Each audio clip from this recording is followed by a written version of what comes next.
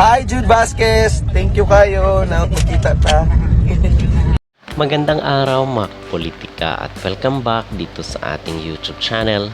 Quick update lang po tayo kay Sofronio Vasquez at sa kanyang magiging live performance bukas dahil magpe-perform po siya dito sa noontime show, Sunday noontime show na ASAP.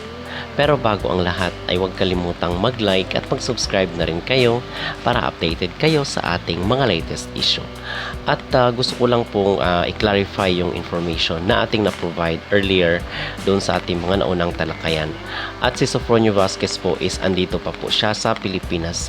And in fact, tomorrow po is magpe-perform nga po siya dito sa isang sikat na noontime show na ASAP Sunday. Okay? So again, andito pa po si Sofronio Vasquez sa Pilipinas. Kasi tinanong po natin yung makeup artist ni Sofronio Vasquez, yung lagi po natin nakakausap recently. At ang sabi niya, andito pa po si Sofronio sa Pilipinas. And then, sa Sunday po is magpe-perform po siya dito sa ASAP. So, tomorrow po ang kanyang maging live performance dito sa noontime show. At yung nai-report po natin na spotted itong si Sofronio dito sa isang airport na pumipila ay pabalik po siya sa Maynila. Okay? And nag-post rin po pala itong si Sofronio Vasquez sa kanyang maging concert dito sa San Leandro sa California.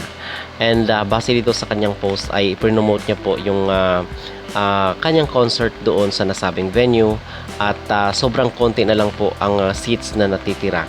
Okay, so kung wala pa pong ticket ang ilan sa inyo ay pwede po kayong pumunta sa website ng ticketmaster.com.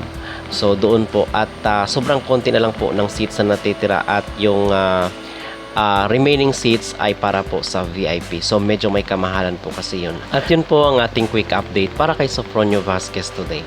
Maraming salamat at huwag kalimutang mag-like at mag-subscribe na rin kayo para updated kayo sa ating mga latest issue.